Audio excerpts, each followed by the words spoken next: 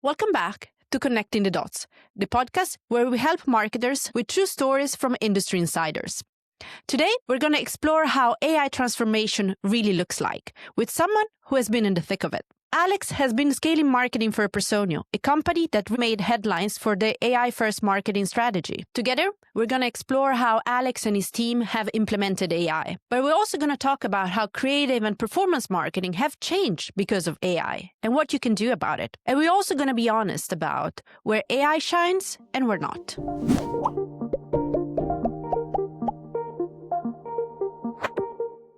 Can you tell me something about you that is not work-related, something you like, you're passionate about? Yeah. So my passion is cycling. I wish I was doing it more. So next week I'm going to Mallorca and I'll Oh, wow. be cycling around the island as much as I can. I've just checked the weather. It looks pretty mixed and pretty grey, but as I'm British, I know all about bad weather, so that will be absolutely fine.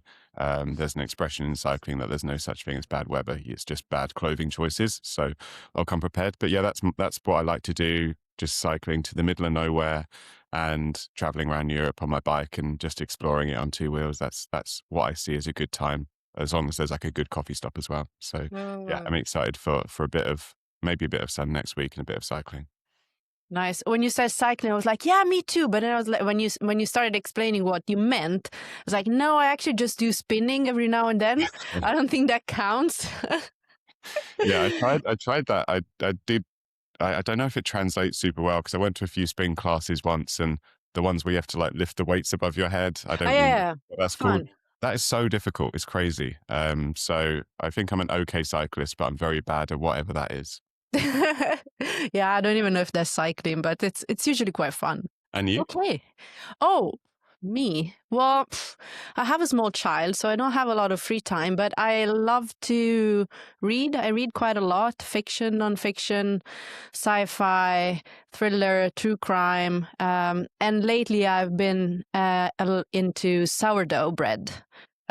Which is something my husband is not super happy about because apparently it's not very good. Yeah. But I'm sticking with it because I think at some point it has to turn out well. I think so. Yeah, I've heard there's a lot of technique to it, and it becomes like a whole lifestyle choice. But yeah, best of luck with that. I think if you perfect that sourdough loaf, that's a huge skill to unlock. Yeah, and there's so many trainings and YouTube videos. It's like the same as marketing, you can go into a rabbit hole and you could spend hours just reading and watching like people baking bread, which sounds kind of stupid, but yeah. Maybe that would be the main takeaway from today's show. From today. Marketing is just sourdough bread. Exactly. That's what you need to know. Close your laptop. Exactly.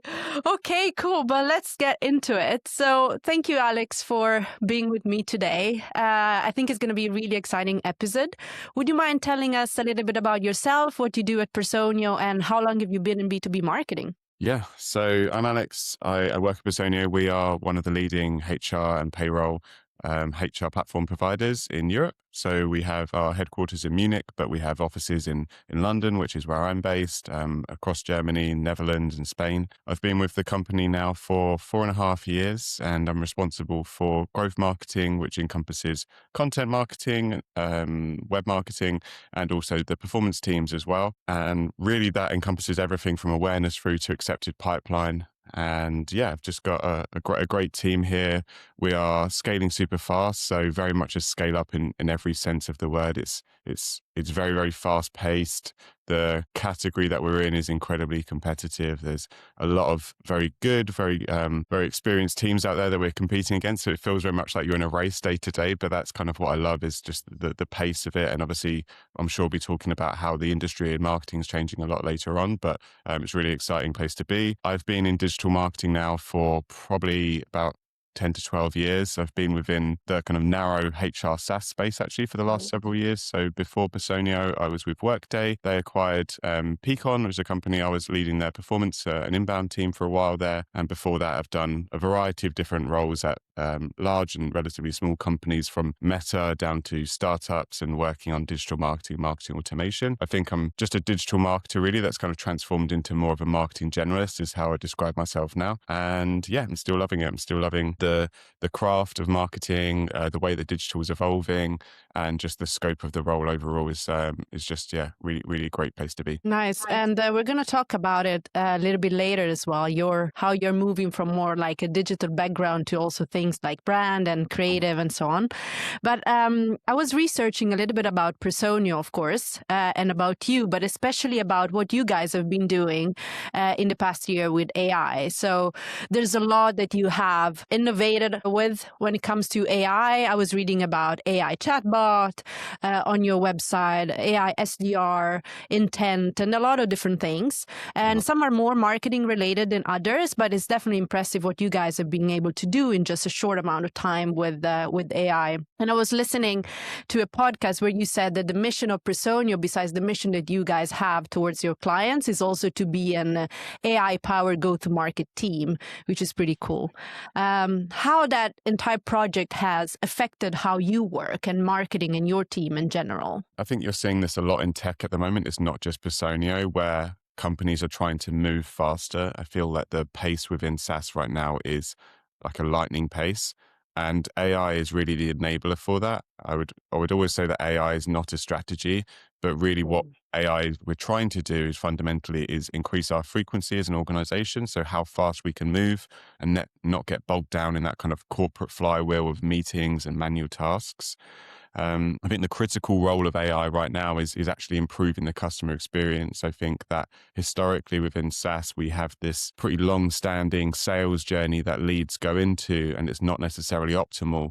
And really what we're trying to do with AI this year is rebuild that and focus and center a lot more on that customer experience. So not have a overly long qualification and discovery process, allow people to research on their times and buy the way that they want to buy. And that's some of the stuff that we're implementing with AI right now on the digital marketing side and in go-to-market, is trying to move away from this traditional marketing and sales funnel and redesign it in a way that people are buying in consumer terms as well, and rebuilding that for us. So that's really what we've tried to do internally and increase this adoption very, very quickly. We've set up a tool internally called LangDoc, and that gives us a secure environment to build agents, to adopt AI within our core working model and operating model. And there's lots of different examples I could speak to there. But fundamentally, it's a ubiquitous adoption that we're seeing across all teams.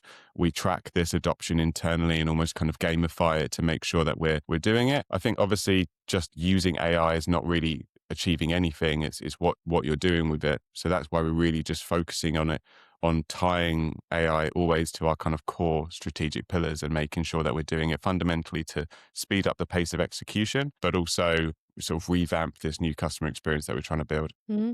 I really like what you said at the beginning, that of course B2B buyers are not buying in the way we have been structuring marketing for a very long time, right?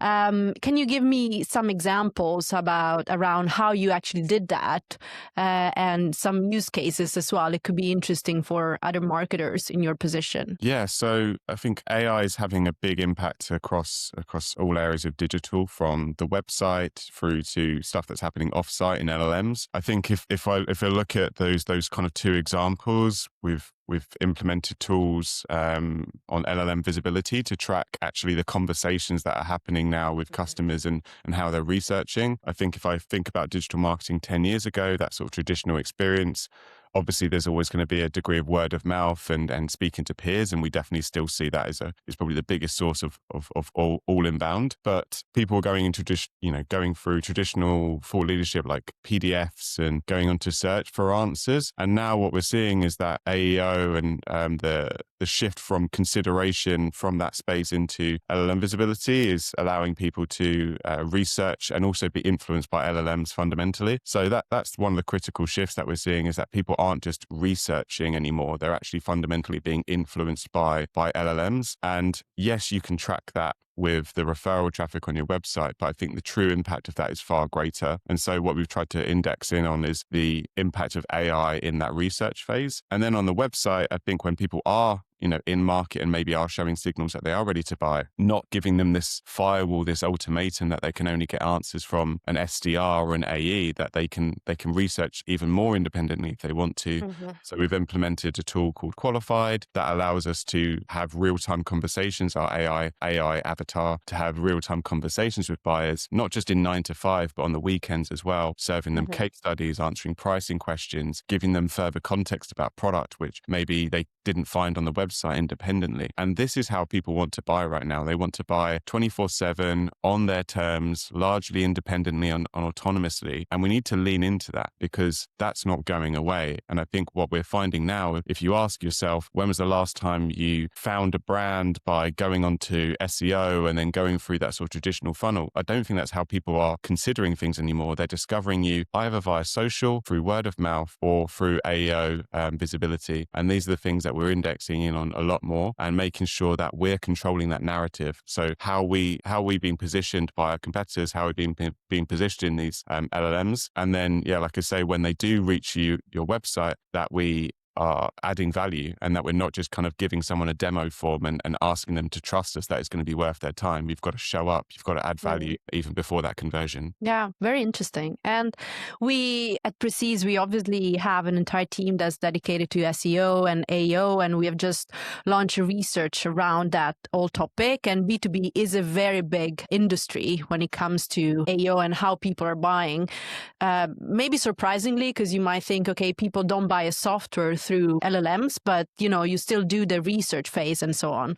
And of course, you get with different tools, you get a lot of insights into what people are searching for, what are the prompts, how you're positioned, and so on. Did you also take the next step to actually take actions on what you see through the tool and maybe creating new content or just adapting your strategy based on what people are researching? My prediction would be the people that are doing the best-in-class companies will make this shift in the next 6 months anyway, but they will go that next layer where they even have that kind of qualification, initial discovery or initial demo, actually pre-conversion as well. So they're going to really sort of front load that. I think there's a lot of really, really interesting technologies out there that are making that shift. Story Lane is one. I know Qualified have an offering where now you can actually have like a light demo or a light overview or even have that qualification again through AI functionality. And I think that's going to be the fundamental shift. You're going to have this almost agentic functionality on websites now where you'll be able to have a proper conversation, not just a basic triage chatbot logic like most SaaS companies have had the last few years, but you can go from AI research, which, if we think pre-LLMs, maybe it was taking a buyer 3 weeks or 4 months to kind of get that full knowledge and evaluation of the whole category, not just you, but the other brands that they want to acknowledge. That can now be completed in hours, right? And then to go from there onto a website and again, shrink that sales cycle down from maybe 3 months down to it could be completed within one browsing session. I think that will be the interesting thing is now that we're removing those friction points in the buyer's journey, how fast can a mid-market or enterprise sales cycle take now? Because I think what we're really doing is allowing buyers to buy on their terms. And what will be interesting to track is one, how well can we execute on that and how well can we create that experience? But then also what does that do to these kind of elongated sales cycles? And when I look at the sales cycles that we traditionally have in inbound, a lot of the delay isn't through rational decision making. It's due to just poor parts of the sales process, like chasing someone for an email or trying to find the right content or case study to show someone. If you remove all these obstacles, maybe what we'll see is that B2B buying actually fundamentally isn't so different from B2C buying.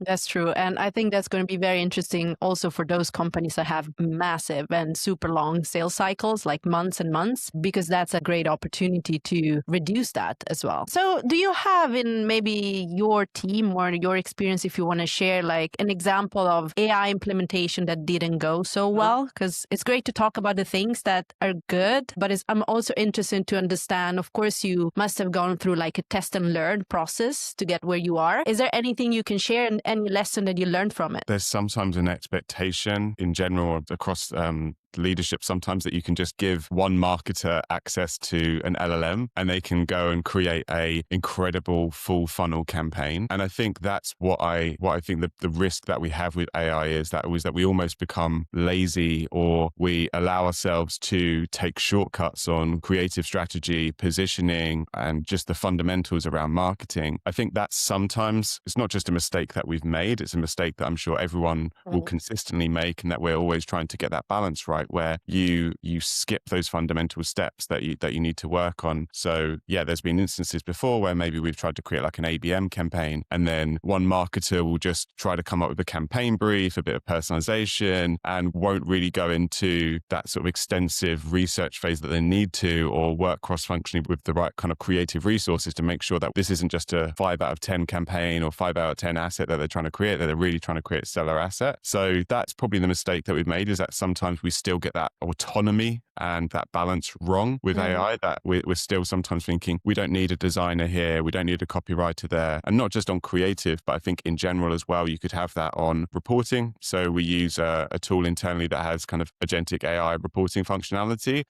If you just go, right, we're just going to blindly trust that LLM to give us a reading on our full funnel and the demand signals, that's a really precarious place to put yourself in. So effectively what I'm talking about is not having that human regulation on AI, both on kind of creative use cases, reporting and data use cases. I think it's very easy for us to trust this as the source of truth and the oracle, and that it's always going to come out with the best answers. And you can go down that route, but I would say that we're not there yet. And I think sometimes you need to make sure that we're still doing it in a hybrid approach versus just going all in on AI and trusting it for everything. Because I think ultimately that will put you in a situation where you may have a competitive advantage now by heavily adopting AI, but everyone's doing it. So that competitive advantage won't exist for very long. And I think this is the thing that I'll really sort of stress to a lot of people, is that we have a lot of use cases where AI is the answer, but you also need to be working on a lot of things, I think, in demand gen right now that don't scale. And I think those don't scale programs, whether that's a short film that you want to make with customers, or a high production podcast, or some sort of community event where there's very little attribution and it takes a lot of orchestrating. These all things will also fundamentally sometimes be your best pipeline drivers, and they don't have an AI integration. They don't have some sort of automated, streamlined approach to them. But you should do them, right? Because people want to hear from your customers, and you want to tell stories. And I think that's the thing that we need to focus in right now. Is like where we use AI, and not just saying AI everything all the time, because I think it leads to a lot of mediocre marketing. Yeah. And I think what you said can also be quite painful for marketers, because I'd say anyone who has or is leading a marketing team has received a feedback from managers or CEOs or C-suite that, why do you need to hire that additional copywriter or designer, or can you just use AI for it? I think that's quite a recurring topic in conversations, because obviously there are cost efficiencies, there are massive when it comes to AI, right? Have you been in that situation where you had to justify a hire in your team, or if not, how would you do that? Yeah, I have to do it a lot, and it's something that still comes up a lot. Like 70% of our performance creative, for example, is video. We use tools like Descript for video editing, and obviously now with like Nano Banana and different AI functionality, you can create AI videos. So theoretically, you could take a creative brief, again, that could be AI created, create videos for that, spit it into these platforms, and then just run that across all your paid platforms. But I'm skeptical that that's the right thing to do, right? So I think I'm still always trying to make the case that we need an expert to be the conductor of these technologies, and not to just allow the technologies to effectively be that creative brain. So it's always a struggle, and it's something where it's not black and white, and you don't need to be for it or against it. But I think you need to get that right balance right. And I think as long as you have true experts leading on platforms and leading on creative, I think that's the right thing to do. But it's always a conversation, because I think we have a heavy adoption of AI internally, and we definitely have people in the C-suite who really want us to lean into that. But I think they're also open-minded. And when I tell them that, we do need a creative director, we do still need a videographer, they kind of trust my judgment. And I think that's the right way. Like we need to kind of get there at the right time, and not just jump to that prematurely. Yeah, makes sense. And I think what you also said before, all companies now using AI and jumping on, AI adoption will have a competitive advantage. But what about in 12 months or 24 months when everyone will have access to the same tools and maybe the same level of, skills and capabilities within AI? So who are going to be the brands that are going to stay? Most likely the ones that have invested in actual brand and building a presence that is not just created by AI. And I really agree that there are certain things that I think that are going to become even more important, like events or communities. Those are not so easy to tap in. They're not scalable. AI can really do much in an event, to be honest, besides automating, emails. What else can you do? Maybe come up with a concept, but the event itself is where you actually build those connections. So I think there's going to be a lot of opportunities to not have to use AI, but of course it has to be a conversation, as you said. Yeah, I think we can maybe not to go too far down the video hole, but if I look at the people who are doing video really well on platforms like LinkedIn, for example, I'm not seeing AI produce creative. I'm seeing kind of behind the scenes content in their organizations. I'm a big fan of what Clay are doing at the moment on LinkedIn. I think their strategy is really, really strong. People like Ramp, even competitors of ours like Rippling, I think are doing a lot of stuff. I know it's kind of sacrilege to kind of hype up your competitors, but I really like what they're doing on social. And most of this content, right, is just a camera, speaking to the employees or speaking to the customers. It's authentic, no BS content. And that's what people want to see. Like, people buy from people. People want to see who the brand is. They want to feel like they're on that journey with a product roadmap. They don't want to see some sort of AI generated JPEG or some sort of motion animation with a unicorn on it, right? They want to see the stuff that allows them to kind of get that transparency into who you are as a brand, what you're trying to do on the product side, who that AE will be if you do actually want to book a demo, and are they aligned with you as a company in terms of values. This is what I want to see. And so again, it's very dangerous for us to just go into this kind of media buying mindset where there's an AI machine behind it and sort of spitting out a million variants. I think for most B2B companies, that's not what your creative strategy should look like. And you've been talking a lot about creative, and you said that's something quite new for you. You have been working with branding creative not as long as you've been working with digital marketing. What are maybe the use cases there for AI or for not using AI maybe? And if you can tell us a little bit about how you do that at Personio. Yeah. So I think something we've definitely seen in performance marketing, which is an area that I've owned for a long time now, is the shift on that team's profile from being a very technical team to a very creative team. And I think AI can play a role there in filling that gap on creative analysis, but also tackling one fundamental challenge that I think we have as performance marketers, which is if you really index on creative testing, you need now such a huge amount of format diversity, variant diversity, segmentation, personalization in your messaging. And then you have, say, a couple of performance marketers and you ask them to inspect all of those ads. And not just in terms of the quantitative metrics, but to really look at things from a qualitative view as well.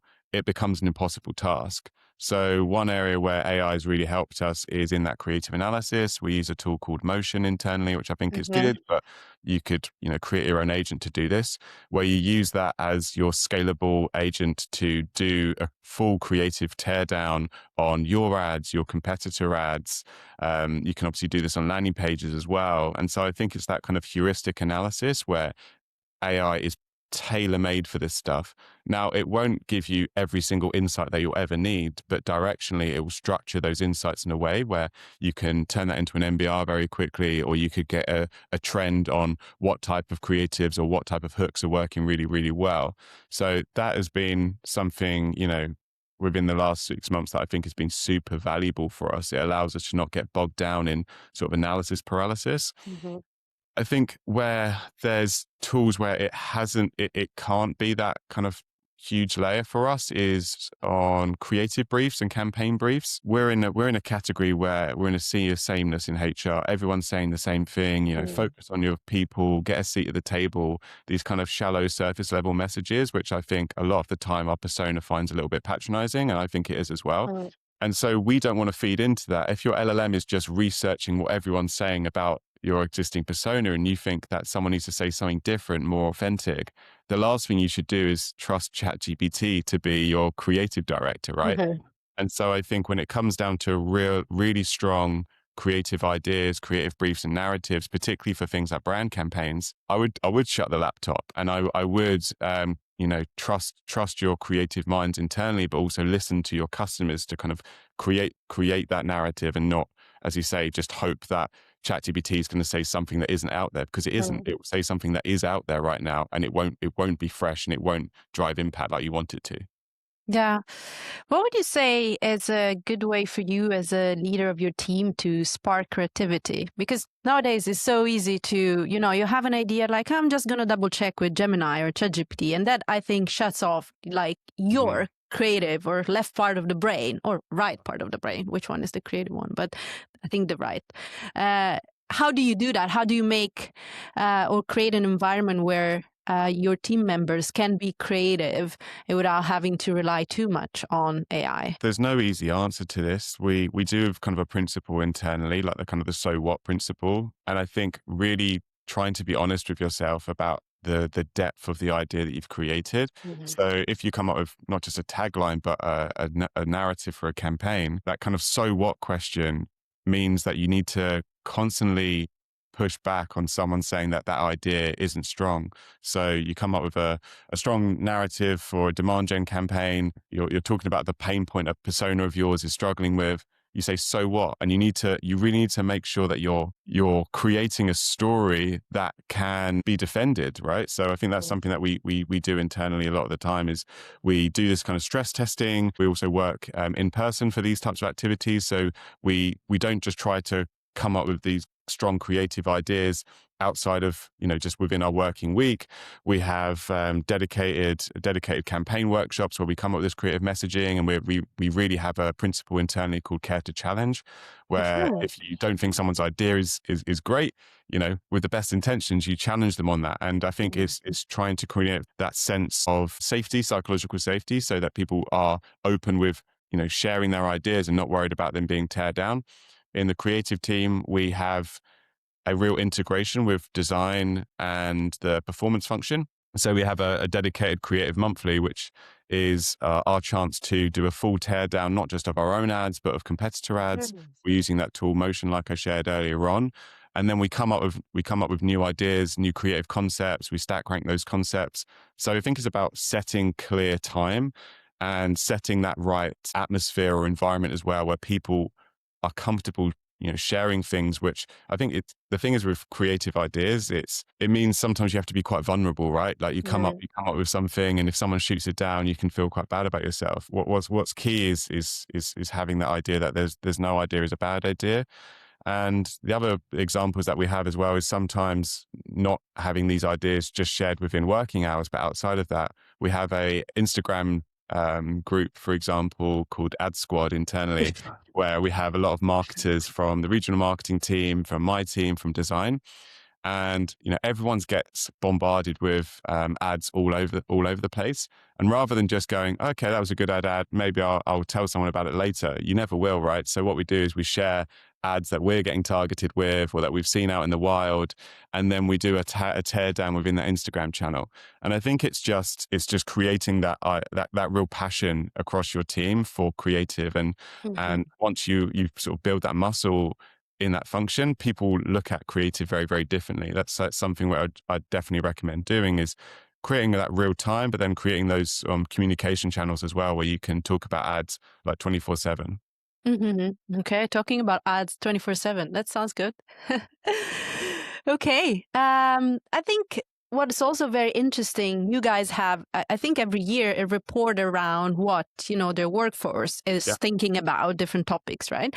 And in 2025, your report was highlighting also some insights around AI and the fact that most employees feel like they would like more AI training from their employers. And I thought it was also very interesting to see that that's obviously, if you don't provide that training is bad for you as a company because it means your workforce is not trained, but also like people will actually leave. I think it was 35% of people who don't get this training then eventually will look for another job.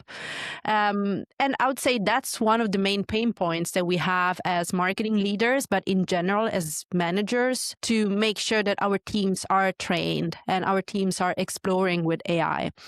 You mentioned at the beginning that you guys already have something internally to make sure that happens, but can you tell me a bit more about how Personio does it and how you do it as a manager to make sure your team stays curious? Yeah, so we have, like I said, we have a tool internally called Langdoc. I don't know the ins and outs of Langdoc. I know that it's a secure environment for us to build agents to use large language models without sharing all of our sort of sensitive information and strategy information just on the web. And that allows us to have this kind of like analytical view on our organization, the adoption of the organization. At a team level, what we try to do is, again, not just going, let's use AI, because I don't think that's the best way of approaching the question. It's what are those operational blockers at the moment which are stopping us from having more time to focus on strategy or creative or, face-to-face meetings with people or whatever it is that we want to do. And so for us in performance, for example, we looked at, just rudimentary tasks that everyone's doing at the moment. So our campaign upload process, our reporting analysis, how we're building MBRs. And we went, okay, well, is this a good use of our time? For example, our MBRs, it used to take us a full week for each market to create an MBR view. And that's because we're obviously on several different platforms. We have several different campaigns, thousands of ad creatives that we're looking at, landing pages to analyze. And we want to get these signals, right? We're investing our time in these activities. So we need to report on what's working and have that executive summary as well for our stakeholders. And we went, right, well, we can't do this, right? We've only got a couple of people per market and we've got other stuff to do.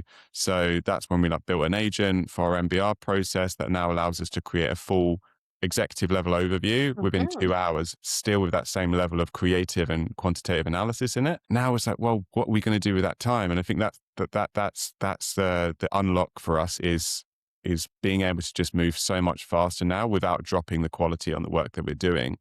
And I would just start with the problems. What are the things that are holding you back right now? Is it a process? Is it communication? And then just looking at the applicable use case with AI and experimenting. The agents that we're building right now, I don't think we're going into that kind of agentic level just yet. I think that's the next stage for us, is not just having these kind of agents that just do a task once. I think it's then moving to that next level where we start having autonomous agents within our team doing our admin or doing these account hygiene tasks. That's the thing that excites me in the next couple of months. It's how we actually build effectively more headcount within the team using these autonomous agents. And I know it sounds sort of relatively far-fetched right now, but I'm sure there'll be agents. You can already do this with Claude Code. I'm increasingly seeing on my feeds, making those kind of like those basic hygiene tasks, which again allows you to come up with new ideas, new creatives. And that's something which I think will be fundamentally not just impacting my performance team, but will be impacting the industry in the next sort of couple of months, will be how people start actually moving into that autonomous agent phase within AI. How do you balance having maybe someone in your team who is naturally curious about AI and loves to explore and experiment with the AI, and other team members that are not so interested, or maybe they just don't have the time? I think the AI wave is happening. So I think to a degree, you need to show people the value that's there. Again, I think if you just say use AI without explaining why or what the benefits are, then you can understand why some people are skeptical, right? I think some people are more change adverse and some people are less curious. We have training programs internally. We have that sort of gamification. So we have this almost KPI within the organization. We also, within our OKRs, make sure that there's always a column or a view to make sure that we're answering the question, like, is there an AI use case that can be used to accelerate this a little bit more? Some people are doing this stuff outside of work, like building in their own agents or researching how this trend is unfolding, but it's not for everyone. And I also would say that you don't need to have everyone as your AI evangelist internally. I think you want that diversity within your team.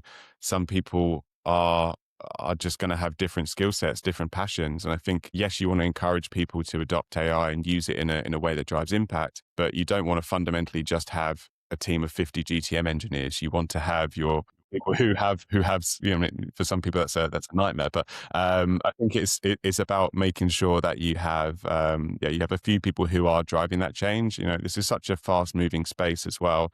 Only 6 months ago, most of the things that we're talking about right now, most of the tools weren't really useful. Like even like the models that we're using in Claude for like everything, the results from these language models were nowhere near as strong as they are right now. So it's a space where you need to have a small pod of people who are on the cutting edge and are those curious people, are those innovators. But then at the same time, you want to make sure that you have other types of skill sets across your marketing org, and you don't kind of create that homogenous org structure where everyone just lives in LLMs the whole time and does nothing else, because again, that would lead you down some terrible path. Yeah, I agree. And what kind of tools do you use in your team, and what do you use them for? I mean, we use many. For reporting and attribution, we use a tool called Hockey Stack. We're just implementing that to be truthful, but that allows us to have sort of AI report analysis as well. So allows us to do everything from study single accounts through to study the full funnel and multi-touch attribution. So I'm really excited about that. Then I think we have a variety of different SEO and LLM tools. We're using a tool now called Profound, which is really exciting as we're indexing quite a lot on GEO and AEO visibility. And I think there was that analogy that the website is your shop window. I think increasingly now LLMs are the shop window, and you need to make sure that you're in charge of what people are saying about you and how you're showing up there. So that's a kind of a key tool for us moving forward. And then outside of that, we use loads of different tools on the creative side. So Descript, as I say, is critical for us in terms of video editing. That's another huge blocker for us, is shipping video content really, really quickly and having strong editing. So I think AI functionality there and within Motion as well is a really cool tool for us to have that view on the creative level. They're the main ones that are jumping out at me at the moment. And then on the website we use a tool called Qualified, which is really, really interesting technology overall, because again it's allowing us to kind of shift into that AI BDR, AI SDR experience, which I think most SaaS companies are kind of rolling out now at the moment, and making sure overall that we're not just implementing these tools, but that we're really driving like a exceptional customer experience as well, and that we're not just doing it because of FOMO and because everyone else is doing it, that we're actually trying to do it to solve a pain point and allowing people to buy on their terms when they want to buy or when they want to research, and shortening that deal cycle as much as we can. Can you share some of the maybe results that you've seen through the implementation, for example, of the AI SDR? I won't get into complete specifics, but the Qualified rollout, which I can't take credit for, is another great people within my team. But we book hundreds of meetings a week now through that AI SDR functionality. And it's crazy when you go into it. People are having conversations with our AI functionality on the website on like Sunday evenings at 10 p.m. I'm not quite sure why you would want to do that at that time of the day, but if you want to buy Personio at that time, you are more than welcome to. And I think that's had a big increase in, we have a metric which looks at the time from a hand raiser or a demo through to getting basically that person being a qualified lead. And we're seeing huge traction in it shortening that time from MQL to SQL by about 50%. So that is massive. We're already using like the meeting booker functionality, and I'm aware this is already becoming like an advert for Qualified. But I think this is the stuff that excites me, where we're removing unnecessary friction points. We're allowing people to schedule calls directly with an AE, which I think is a long-standing thing. But now to actually have that initial discovery and qualification conversation in real time on a Sunday when they're having a cup of tea and we're all asleep, whatever it is. Yeah. So that's a new thing. What will be interesting is not just how brands are doing that on their digital touch points, but also how the buyer experience becomes agentic as well. I'm not sure if that's something we'll see within HR this year or within SaaS, but where people start using agents on their end to start doing research, signing up for trials, doing demos. It's an AI agent with an AI agent. Almost feels a little bit kind of Blade Runner and dystopian, but I A think little bit. I think this is something that will happen. Maybe not in all verticals, but in some verticals, I think within the next 12 months, and we need to be ready for it. We need to be monitoring it. It's about understanding where we lean into that stuff. But then when you do have that time with a customer, if you're meeting them face to face, or you do have an AE, that's when now you need to be using that extra time that we've been granted through AI for real personalization. There should be no acceptance anymore for table stakes personalization, for running an ABM campaign and just sending someone the same PDF, but with a sort of a merge field change. Like, we need to be bolder than that now in B2B, and we need to be using this time in a way where we can add way more value than we've traditionally done, or we go into a greater detail with a customer than we've done before. That's hopefully what we see now within B2B marketing, is that yes, we have AI agents and we have this kind of AI operating model, but there's still a huge human component to that. And when we do have that opportunity to be creative or to personalize, we do it in a way that we probably haven't had the opportunity to do before, simply due to time restrictions that we have in the role. What would you suggest to a CMO that works in a big B2B company and maybe doesn't have the same systems in place? What would you recommend them to do to start implementing AI? Yeah, I would just do a diagnostic on how your operating model looks today, and then try to benchmark that against your peers or your competitors. We have so many amazing within demand gen, so many great communities now that.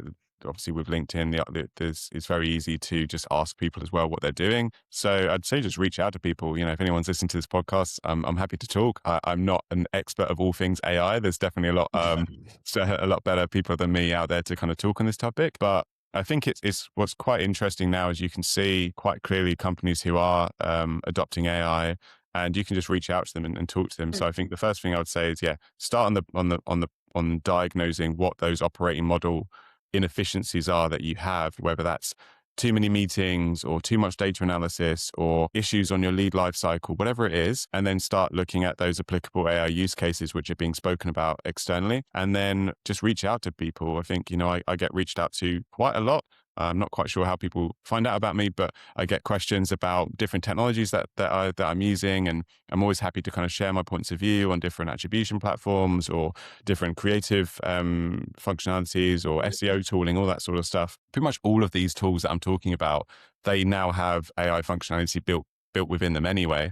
Do a review of your use cases and your pain points internally. Do a review of your tech stack. Look at how these tools are changing in AI. Use AI to answer this question as well. I basically live in perplexity quite a lot of the time as well now, or talk to Gemini in my pocket. I think that there's a lot of ways now to do an analysis on a category on tooling and infrastructure way quicker now. So to make sure that you're not behind, don't look at all these changes that are happening and feel overwhelmed or you're falling behind, because I think the reality is that it is a fast moving space, but most people are still yet to realize the true impact of this stuff. And it's also so new that no one is suddenly 5, 10, 20x growth where they were before simply by adopting AI. That's not happening. Even all the talk around you need to have 10 GTM engineers within your team or you're going to lose. It's like, no one had the role GTM engineer like 9 months ago, right? So we just you need to be calm, be curious, but be calm. I think that would be my advice around AI right now, because it's a fast moving space. The models are changing on a weekly basis. Everyone's working this out as you go. And, yes, I would say you need to understand that trend and what's happening, but I don't think it's something you necessarily need to be intimidating around. The people who I still look at in B2B and go, those guys are doing it really good. The areas where I'm taking inspiration from isn't their AI use cases or their use of AI. It's still, most of the time, someone's had a great creative idea, or they've really nailed their positioning, or they've run an event which is clearly going really well for them, or I'm stalking someone's ad library and I'm sharing their ads with the team and they've been running it for 3 months. I'm like, Jesus, we need to do an ad like this. Again, most of the real growth levers that people are doing are still the fundamentals. I would just kind of caution people not to have this huge anxiety about the AI trend. It is here. It's fast moving.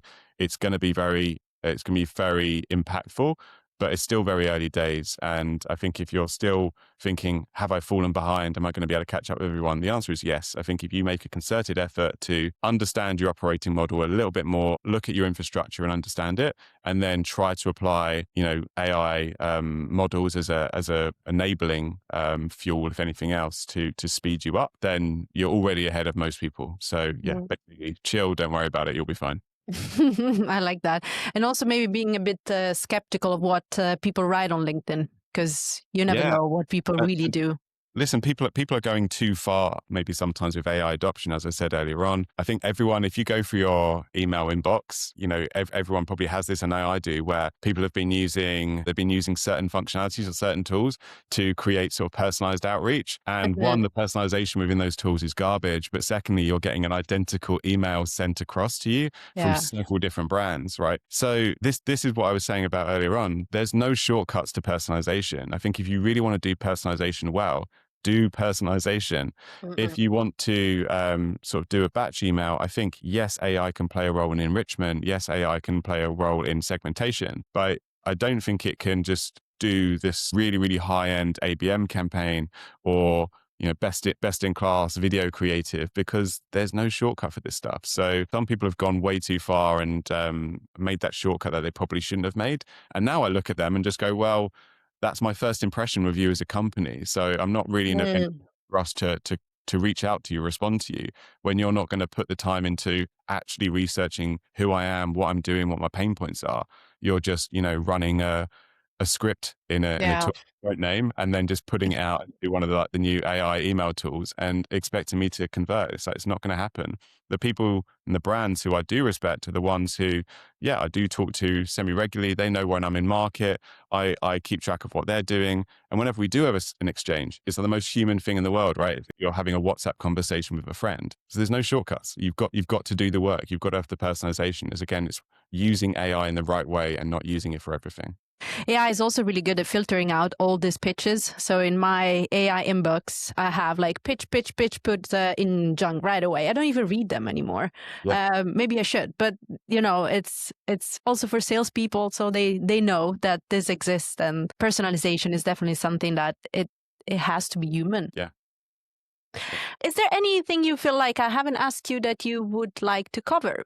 I think the tension as a performance marketer is always where, and this is why I really like working with Precis, because you're aware of that, where what we want, which is obviously more conversions and more pipeline, isn't necessarily what the big ad vendors want, right? Which is us to spend money. And I think this is always, this tension's becoming more acute for me, where the manual controls that we used to have within particularly paid search, which is still like the bread and butter for most performance teams, is really becoming almost redundant now, right? Because you're so pushed into the AI ecosystem of these platforms that we now have such limited controls on what we're trying to do. You can optimize for the right signals. We can, make sure that the messaging and positioning is good. But very soon, I think all of that manual control is going to be taken away. Yeah. And it's something that I'm thinking a lot about at the moment, is how do you change your team? Because I think a lot of us have created performance teams who are experts in channel management. But when channel management doesn't exist anymore, one, how does your team need to evolve? But secondly, how does your spend and your relationship with these platforms change and evolve as well? I think it's definitely a reason why I really respect Precis, because you're such an expert in this industry and in this space. But I think it's just whether brands push back on some of these trends, because I feel like the last few years, there's always been that tension there where, you don't have manual ECPC, for example, but you can still have a degree of override.